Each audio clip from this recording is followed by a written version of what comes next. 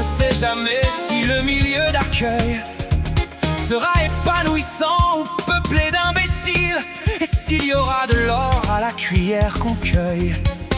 Nous vivons la loterie la plus injustifiée, sans trop nous émouvoir pour les plus mortifiés.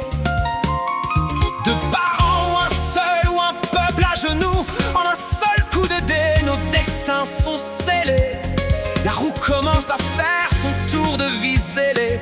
Alors, au bout du compte, qu'adviendra-t-il de nous? Vers quelle mine répugnante traînerons-nous nos mains, inondant de nos sueurs nos yeux à peine humains? En héros magnifiques, nous marquerons demain le sens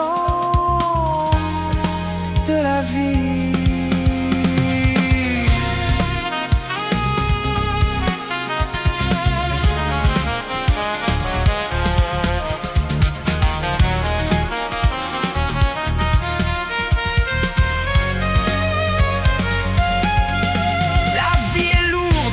Et nos esprits fragiles éprouvent le besoin d'être bien rassurés.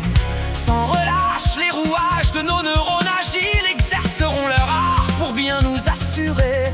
Non pas un rôle utile, mais de quoi être en paix, si la peur de la mort trop près de nous rampait. Dans l'accumulation, nous verrions le salut.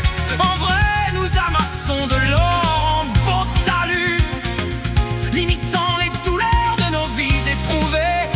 l'avidité. Nous avons bien trouvé vraiment un beau remède à nos sombres pensées. Il est chaud, rassurant cet or pour compenser en permanence l'écho de nos cœurs angoissés. Le sens de la vie,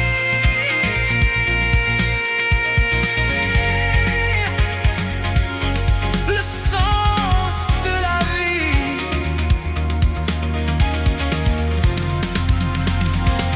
L'essence de notre vie, c'est la satisfaction. Et s'il faut être fier de soi, de sa faction, s'il faut se croire meilleur que toute l'humanité, eh bien, c'est la nature de notre âme agitée. Nous sommes conçus ainsi pour chercher le plaisir, sur lequel orienter les instants à saisir. Douter ne sert à rien qu'à perdre notre temps, et les plus efficaces sont ceux qui sont contents. L'orgueil épanoui, l'ego bien étalé. Alors tant pis pour ceux qui devront